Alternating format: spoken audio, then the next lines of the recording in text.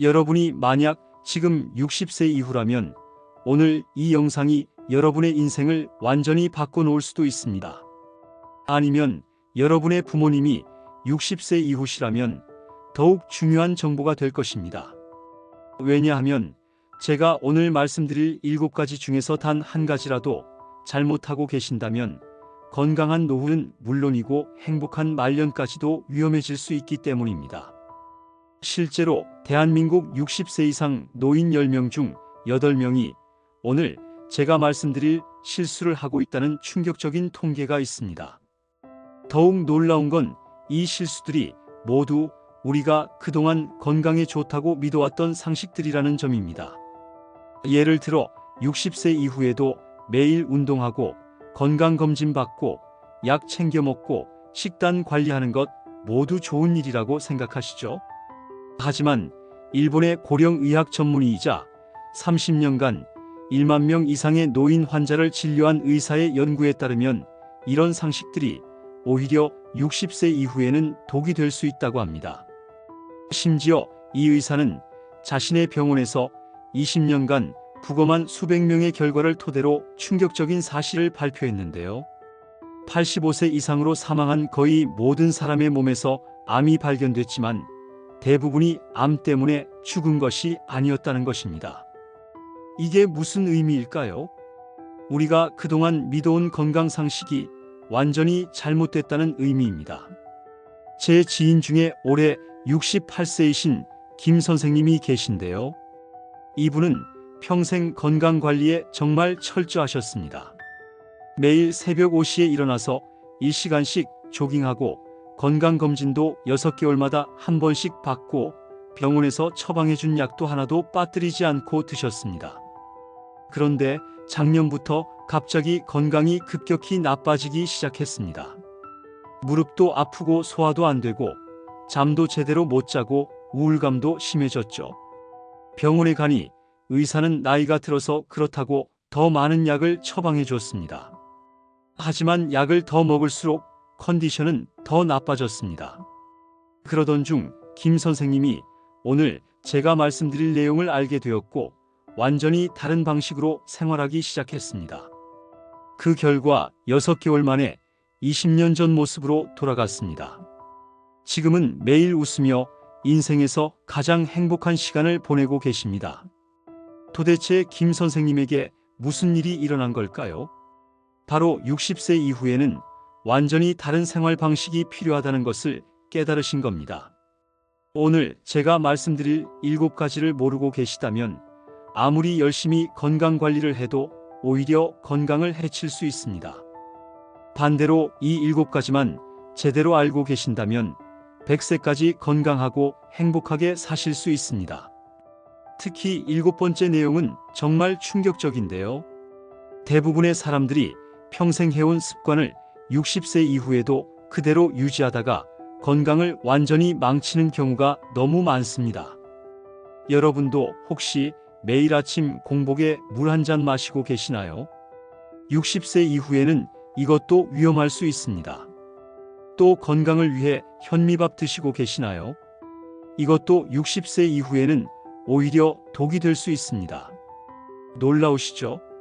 더 놀라운 건 아직 시작도 안 했다는 겁니다. 지금부터 제가 말씀드릴 내용들은 여러분이 지금까지 들어보신 그 어떤 건강 정보보다 더 중요하고 더 실용적일 것입니다. 왜냐하면 실제 의학적 근거와 임상 데이터를 바탕으로 한 내용이기 때문입니다.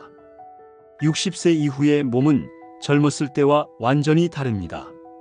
신진대사도 다르고 면역력도 다르고 심지어 뇌구조까지 달라집니다.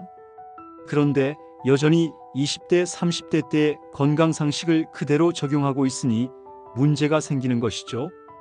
오늘 이 영상을 끝까지 보시면 여러분의 건강상식이 180도 바뀔 것입니다. 그리고 내일부터 당장 실천할 수 있는 구체적인 방법들도 알려드리겠습니다. 하지만 한 가지 부탁드리고 싶은 것은 오늘 내용이 너무 충격적일 수 있으니 마음의 준비를 하시고 들어주시기 바랍니다. 또한 이 정보가 정말 많은 분들에게 도움이 될 수 있으니 주변의 60세 이후 분들에게 꼭 공유해 주시기 바랍니다. 자, 그럼 지금부터 60세 이후 절대 하지 말아야 할 첫 번째부터 시작하겠습니다. 첫 번째는 과도한 건강검진입니다. 여러분은 혹시 건강검진을 자주 받으실수록 건강에 좋다고 생각하고 계시나요? 특히 60세 이후에는 6개월마다 한 번씩 또는 3개월마다 한 번씩 받아야 한다고 생각하시나요? 이건 완전히 잘못된 생각입니다. 일본의 고령의학 전문의 연구에 따르면 65세 이후부터는 오히려 건강검진을 너무 자주 받는 것이 해로울 수 있다고 합니다.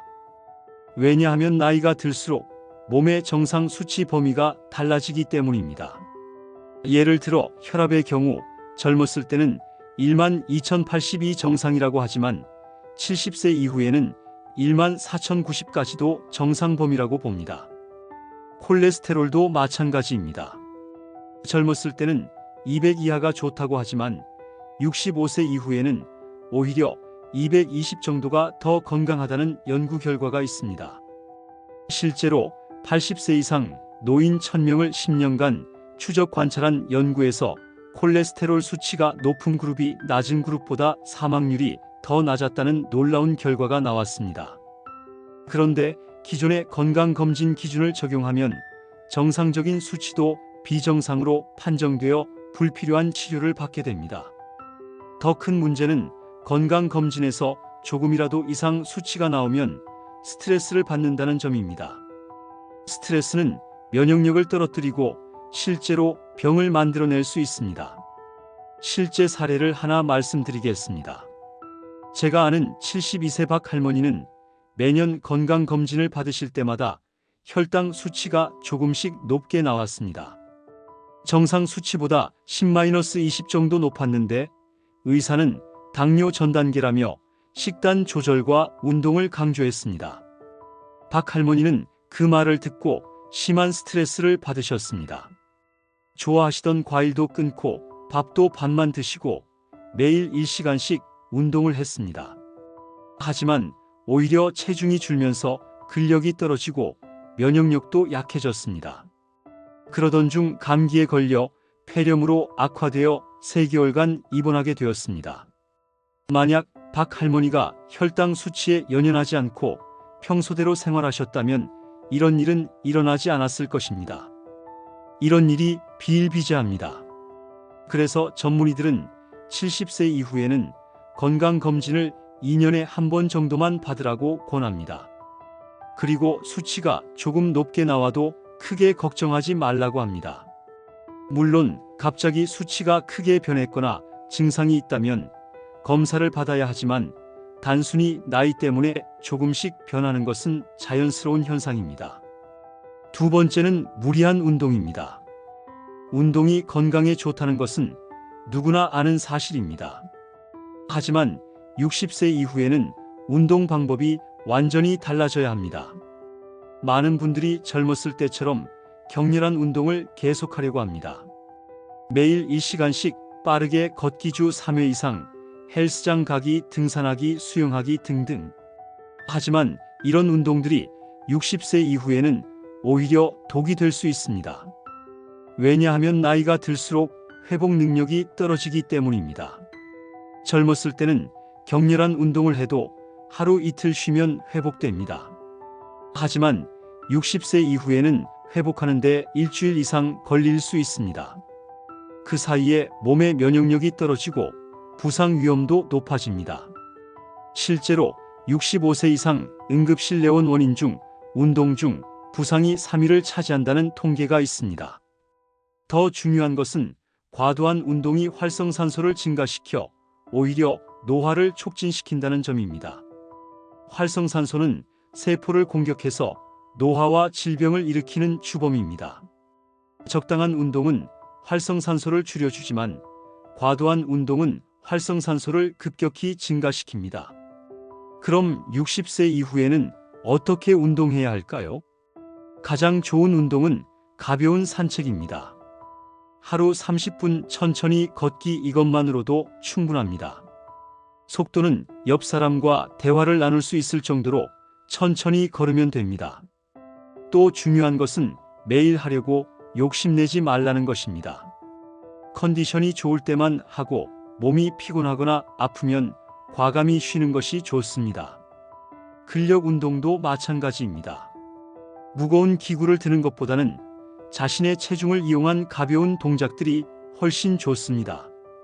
의자에서 일어나기 앉기를 반복하거나 벽을 짚고 팔굽혀펴기를 하는 것만으로도 충분합니다. 제가 아는 69세 김 할아버지는 젊었을 때 마라톤 동호회에서 활동하셨습니다. 60세가 넘어서도 매주 20km씩 뛰셨는데요. 처음에는 괜찮았지만 점점 무릎이 아프고 허리도 아프기 시작했습니다. 그래도 건강을 위해서라며 참고 계속 뛰었습니다. 결국 무릎 연골이 완전히 닳아서 인공관절 수술을 받게 되었습니다. 수술 후에는 걷는 것조차 힘들어졌습니다. 만약 60세 이후부터 가벼운 산책으로 바꾸셨다면 이런 일은 일어나지 않았을 것입니다. 기억하세요. 60세 이후의 운동 목표는 체력 향상이 아니라 현재 상태 유지입니다. 욕심을 버리고 자신의 몸에 맞게 가볍게 하는 것이 가장 좋습니다. 세 번째는 과도한 식단 관리입니다. 많은 분들이 나이가 들수록 더 엄격하게 식단을 관리해야 한다고 생각합니다. 소금 줄이기, 기름기 피하기, 현미밥 먹기, 야채 위주 식사 등등. 하지만 이런 식단 관리가 60세 이후에는 오히려 해로울 수 있습니다. 가장 큰 문제는 영양실조입니다. 나이가 들수록 소화 흡수 능력이 떨어지는데 식단까지 제한하면 필수 영양소가 부족해집니다. 특히 단백질과 지방 부족이 심각한 문제가 됩니다. 단백질이 부족하면 근육이 빠지고 면역력이 떨어집니다. 지방이 부족하면 호르몬 생산에 문제가 생기고 뇌 기능도 저하됩니다. 소금을 너무 제한하는 것도 위험합니다. 나이가 들수록 신장 기능이 떨어져서 염분을 제대로 보존하지 못합니다. 그런데 소금 섭취까지 줄이면 혈압이 너무 떨어져서 어지럽고 넘어질 위험이 높아집니다. 실제로 75세 이상 노인의 경우 저혈압으로 인한 낙상 사고가 고혈압보다 더 위험하다는 연구 결과가 있습니다. 현미밥도 마찬가지입니다. 현미는 소화가 어려워서 소화 기능이 떨어진 노인에게는 부담이 될 수 있습니다. 오히려 소화가 잘 되는 흰쌀밥이 더 좋을 수 있습니다. 그럼 60세 이후에는 어떻게 먹어야 할까요? 가장 중요한 것은 골고루 맛있게 먹는 것입니다. 특별히 제한할 필요가 없습니다. 고기도 드시고 생선도 드시고 계란도 드시고 우유도 드세요. 짠 음식도 적당히는 괜찮습니다. 단지 과식하지 않고 천천히 잘 씹어서 드시면 됩니다. 제가 아는 74세 이 할머니는 의사의 권유로 3년간 저염 저지방 식단을 유지하셨습니다. 하지만 점점 기력이 떨어지고 체중도 줄고 입맛도 없어졌습니다. 그러다가 어느 날 갑자기 쓰러져서 병원에 가니 영양실조 진단을 받았습니다. 그 후부터는 식단 제한을 풀고 드시고 싶은 대로 드셨습니다. 6개월 만에 체중도 늘고 기력도 회복되었습니다. 지금은 90세가 되어서도 건강하게 지내고 계십니다. 기억하세요.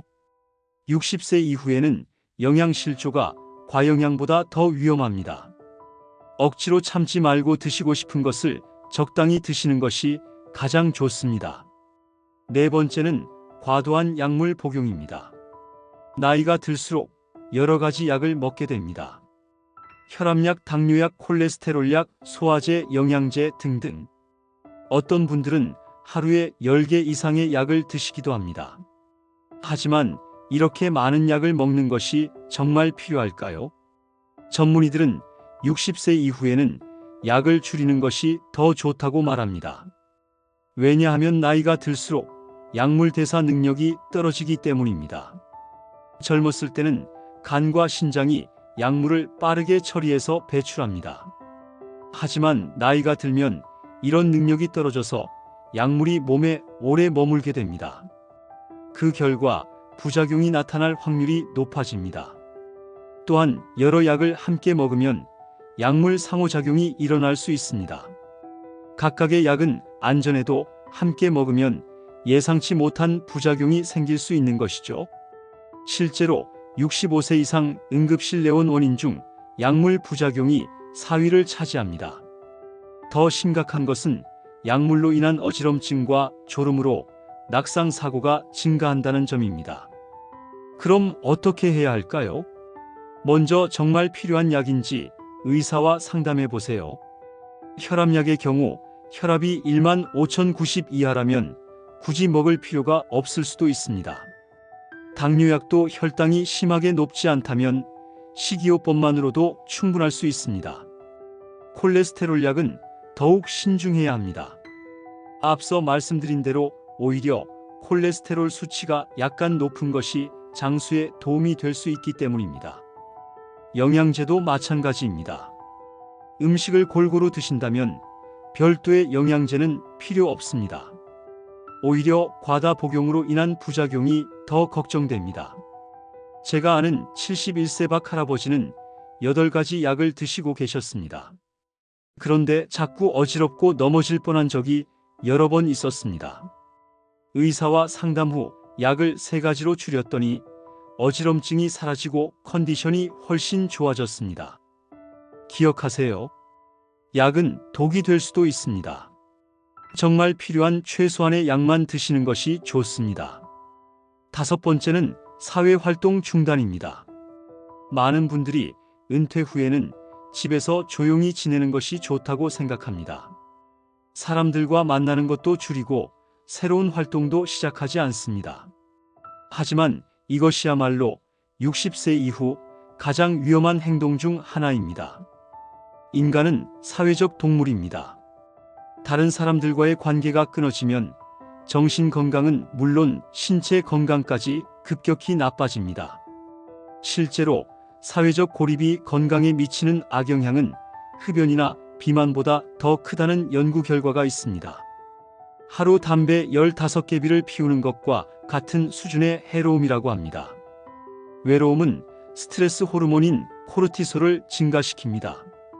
코르티솔이 오래 분비되면 면역력이 떨어지고 염증이 증가하며 심혈관 질환 위험이 높아집니다. 또한 뇌 기능도 저하되어 치매 위험이 2배 이상 증가합니다. 반대로 활발한 사회 활동을 하는 노인은 그렇지 않은 노인보다 평균 수명이 7년 이상 깁니다. 인지 기능도 더 오래 유지되고 우울증 발생률도 현저히 낮습니다. 그럼 어떤 사회 활동을 해야 할까요? 거창할 필요가 없습니다.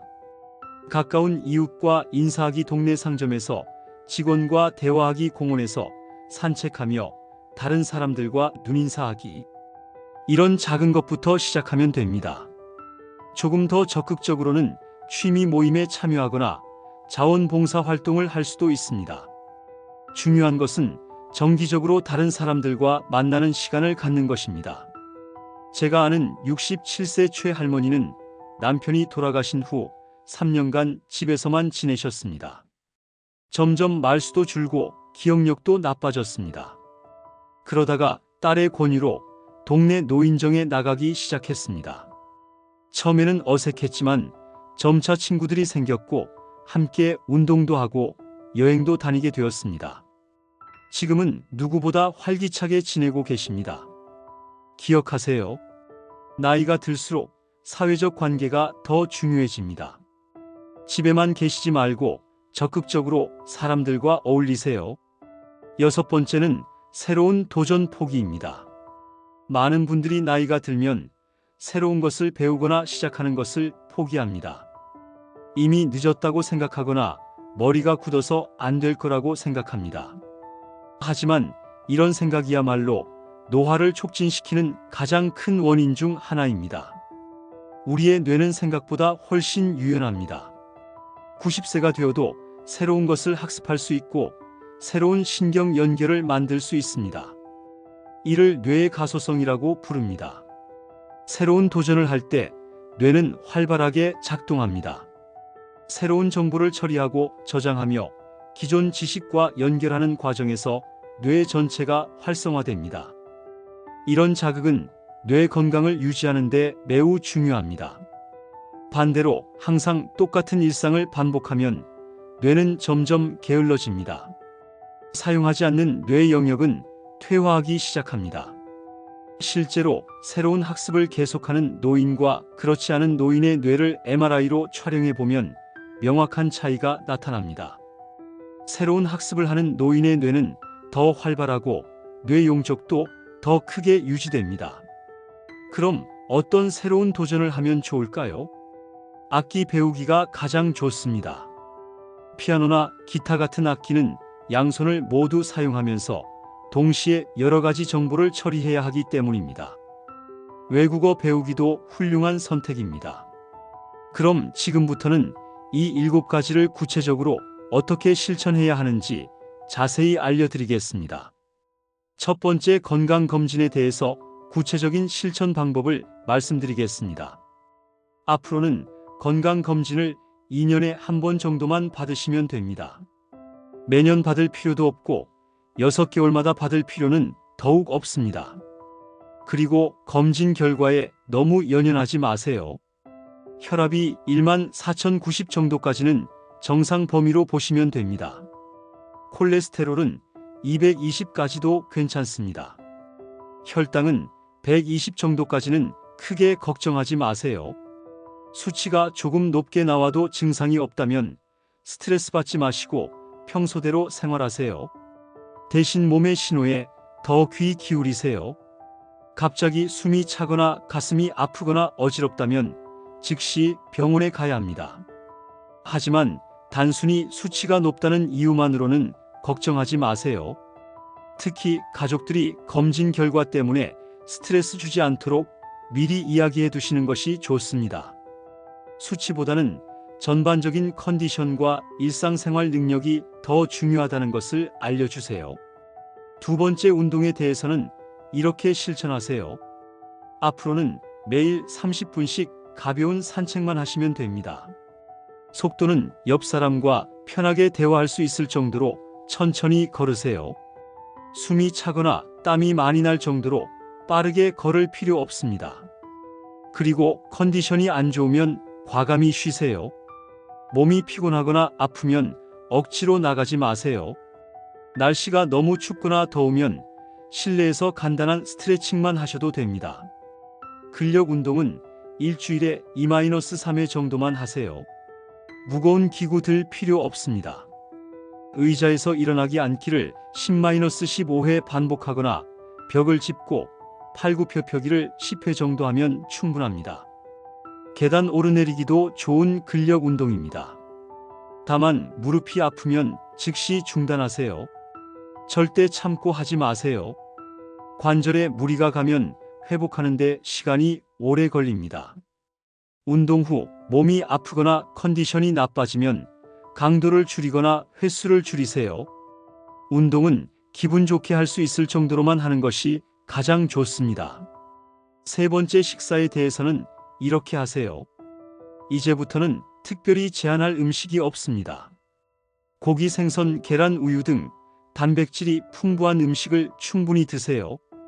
하루에 고기나 생선을 한 끼는 꼭 드시는 것이 좋습니다. 야채와 과일도 좋지만 그것만 드시지는 마세요. 탄수화물도 필요합니다. 밥도 현미밥보다는 소화가 잘 되는 흰쌀밥이 더 좋습니다. 빵이나 면도 드셔도 됩니다. 짠 음식도 적당히는 괜찮습니다. 국물 음식도 드시고 김치 같은 발효식품도 좋습니다. 단지 한 번에 많이 드시지 말고 천천히 잘 씹어서 드세요. 하루 3끼를 규칙적으로 챙겨 드시되 양은 조금씩 줄여도 됩니다. 대신 간식으로 견과류나 과일을 드시면 좋습니다. 특히 체중이 줄고 있다면 더 많이 드셔야 합니다. 나이가 들수록 체중 감소가 더 위험합니다. 드시고 싶은 것을 참지 마시고 맛있게 드세요. 음식을 즐기는 것도 건강한 삶의 중요한 요소입니다. 네 번째, 약물 복용에 대해서는 반드시 의사와 상담하세요. 지금 드시고 있는 약들의 목록을 만들어서 의사에게 가져가세요. 하나씩 점검해 보면서 정말 필요한 약인지 확인해 보세요. 혈압약의 경우 혈압이 14,090 이하라면 감량을 고려해 볼 수 있습니다. 다만 갑자기 끊지는 마시고 서서히 줄여나가세요. 당뇨약도 혈당이 심하게 높지 않다면 식이요법과 운동으로 조절해 볼 수 있습니다. 콜레스테롤 약은 더욱 신중하게 판단하세요. 수치가 조금 높다고 해서 무조건 먹을 필요는 없습니다. 특히 80세 이상이라면 콜레스테롤 약의 필요성을 재검토해 보세요. 영양제는 음식을 골고루 드신다면 굳이 필요 없습니다. 종합 비타민이나 오메가3 같은 것들도 과다 복용하면 오히려 해로울 수 있습니다. 소화제나 변비약도 남용하지 마세요. 자연스러운 소화와 배변 리듬을 회복하는 것이 더 중요합니다. 약을 줄일 때는 반드시 의사와 상의하시고 몸의 변화를 주의 깊게 관찰하세요. 컨디션이 좋아지면 성공한 것이고 나빠지면 다시 조정하면 됩니다. 5번째 사회활동은 이렇게 시작하세요. 먼저 가장 쉬운 것부터 시작하겠습니다.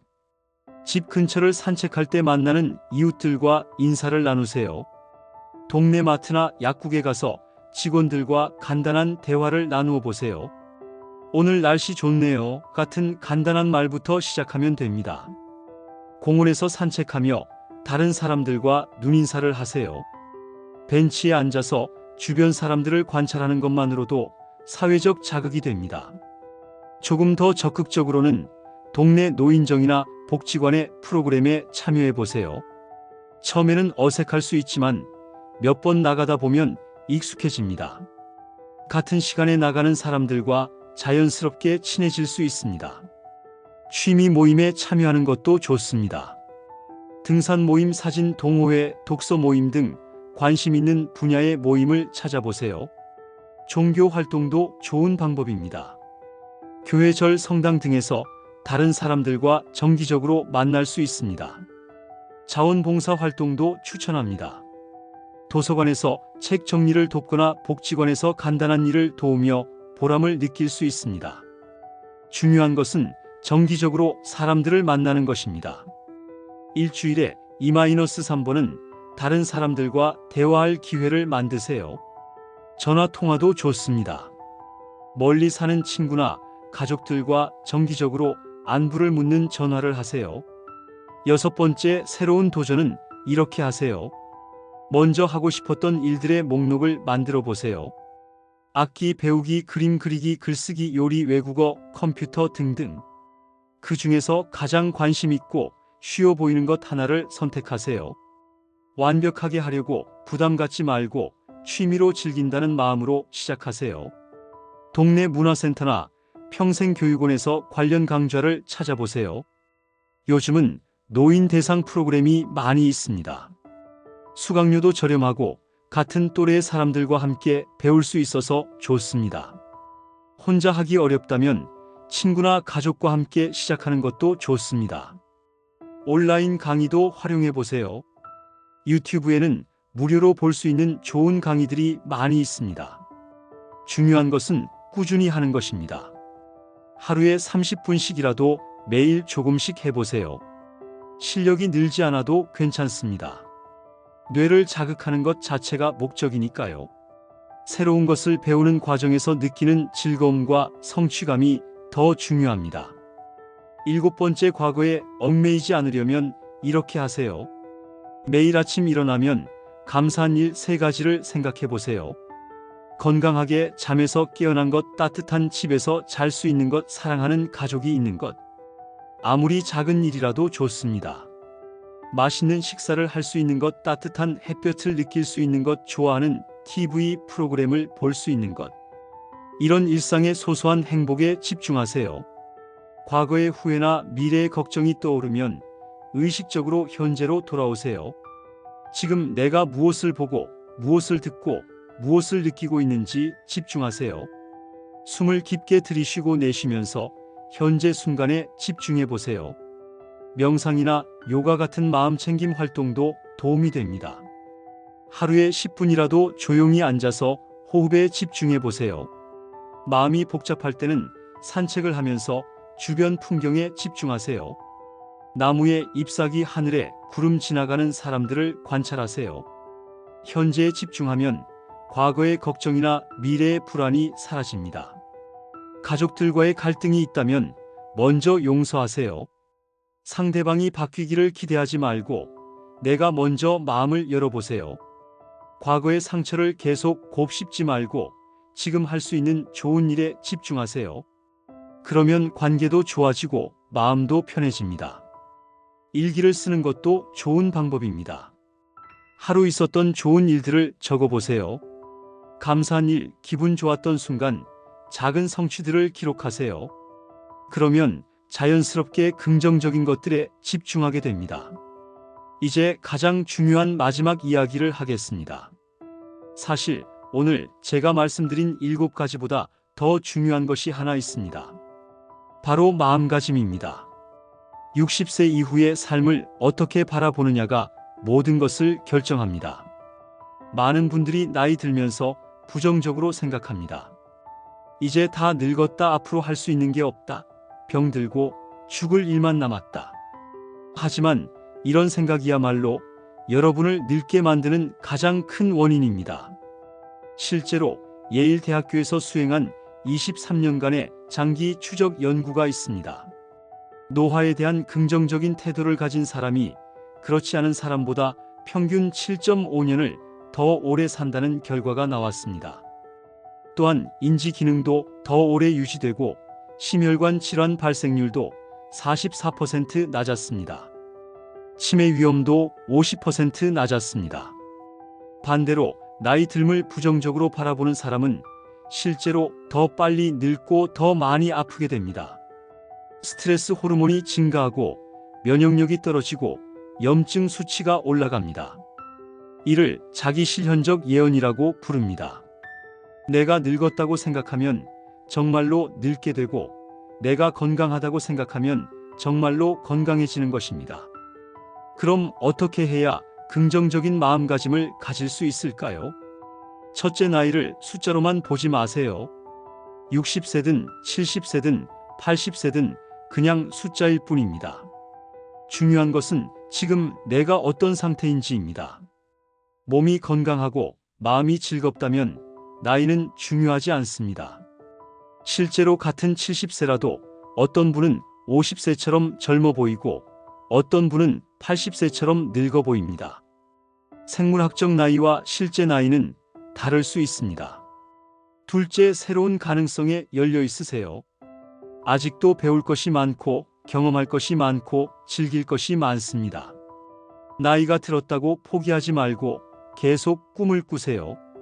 모차르트는 35세에 죽었고 미켈란젤로는 89세까지 작품 활동을 했습니다. 나이는 정말 숫자에 불과합니다. 셋째, 자신의 경험과 지혜를 소중히 여기세요. 젊은 사람들에게는 없는 깊이와 여유가 있습니다. 수십 년간 살아온 경험, 어려움을 극복해낸 지혜, 인생의 의미를 아는 통찰력, 이것은 나이가 주는 최고의 선물입니다. 젊은 사람들이 부러워할 만한 것들을 여러분은 이미 가지고 계십니다. 넷째, 매일을 새로운 하루로 받아들이세요. 오늘은 어제와 다른 새로운 날입니다. 새로운 만남, 새로운 경험, 새로운 기쁨이 기다리고 있습니다. 매일 아침 일어날 때 오늘은 어떤 좋은 일이 있을까 하고 기대하세요. 그런 마음가짐만으로도 하루가 달라집니다. 다섯째, 감사하는 마음을 가지세요. 지금까지 살아온 모든 순간들에 감사하고 앞으로 살아갈 모든 순간들에 감사하세요. 건강하게 살아있다는 것, 사랑하는 사람들이 있다는 것, 지금까지 많은 것을 경험했다는 것, 모든 것이 감사한 일입니다. 감사하는 마음이 가장 강력한 치유의 힘을 가지고 있습니다. 실제로 감사 인사를 자주 표현하는 사람이 그렇지 않은 사람보다 면역력이 높고 우울증 발생률도 낮다는 연구 결과가 있습니다. 여섯째, 젊은 사람들과의 교류를 늘리세요. 손자, 손녀와 시간을 보내고 젊은 세대의 문화를 이해하려고 노력하세요. 그들의 에너지와 열정이 여러분에게도 전해질 것입니다. 반대로 여러분의 지혜와 경험도 그들에게 큰 도움이 됩니다. 세대 간 교류는 서로에게 도움이 되는 윈윈 관계입니다. 일곱째, 꿈과 목표를 가지세요. 나이가 들었다고 해서 꿈을 포기할 필요는 없습니다. 90세에 대학을 졸업한 분도 있고 80세에 마라톤을 완주한 분도 있습니다. 여러분만의 꿈과 목표를 정하고 조금씩 실현해 나가세요. 목표가 있으면 매일이 의미 있고 즐거워집니다. 여러분, 정말 중요한 것을 하나 더 말씀드리겠습니다. 오늘 제가 말씀드린 내용들을 실천하시면 분명히 변화를 경험하실 것입니다. 하지만 그 변화는 하루아침에 일어나지 않습니다. 최소한 3개월은 꾸준히 실천해야 몸과 마음의 변화가 나타납니다. 처음에는 어색하고 힘들 수도 있습니다. 하지만 포기하지 마세요. 조금씩이라도 꾸준히 하면 반드시 결과가 나타날 것입니다. 그리고 한 번에 모든 것을 바꾸려고 하지 마세요. 오늘은 건강검진에 대한 생각을 바꾸고, 내일은 운동 방법을 바꾸고, 모레는 식단에 대한 관점을 바꾸는 식으로 하나씩 천천히 바꿔나가세요. 가장 중요한 것은 여러분 스스로가 변화하고 싶다는 의지를 갖는 것입니다. 아무리 좋은 정보라도 실천하지 않으면 아무 소용이 없습니다. 하지만 작은 것이라도 실천하면 반드시 변화가 일어납니다. 제가 오늘 말씀드린 분들 중에 김 선생님은 3개월 만에 완전히 다른 사람이 되셨습니다. 20년 만에 가장 건강하고 행복한 시간을 보내고 계십니다. 박 할머니도 6개월 만에 체중이 늘고 기력이 회복되었습니다. 이 할아버지도 과거의 후회에서 벗어나 가족들과 행복한 시간을 보내고 계십니다. 여러분도 할 수 있습니다. 나이는 정말 숫자에 불과합니다. 중요한 것은 지금 이 순간부터 어떻게 사느냐입니다. 60세든 70세든 80세든 아직 늦지 않았습니다. 지금부터 새로운 인생을 시작할 수 있습니다. 단순히 오래 사는 것이 아니라 건강하고 행복하게 사실 수 있습니다. 60세 이후의 인생이 인생에서 가장 아름다운 시기가 될 수 있습니다. 자유롭고 여유롭게 진정 원하는 것들을 하며 살 수 있는 황금 같은 시간입니다. 마지막으로 꼭 당부드리고 싶은 말씀이 있습니다. 오늘 영상을 보신 분들은 정말 운이 좋으신 분들입니다. 왜냐하면 대부분의 사람들이 모르는 소중한 정보를 알게 되었기 때문입니다. 하지만 아는 것과 실천하는 것은 완전히 다릅니다. 오늘부터 당장 하나씩 실천해 보시기 바랍니다. 그리고 주변의 60세 이후 분들에게도 꼭 알려주세요. 여러분의 부모님, 친구분들, 이웃분들에게도 이 소중한 정보를 전해주세요. 이 정보가 더 많은 분들에게 도움이 되어 모든 분들이 건강하고 행복한 노후를 보내셨으면 좋겠습니다. 그것이 바로 제가 오늘 이 영상을 만든 이유입니다. 여러분 모두 건강하고 행복한 노후를 보내시기를 진심으로 기원합니다. 지금까지 보시느라 정말 수고하셨습니다. 좋아요와 구독, 알림 설정으로 응원해 주시면 더 좋은 정보로 찾아뵙겠습니다. 감사합니다.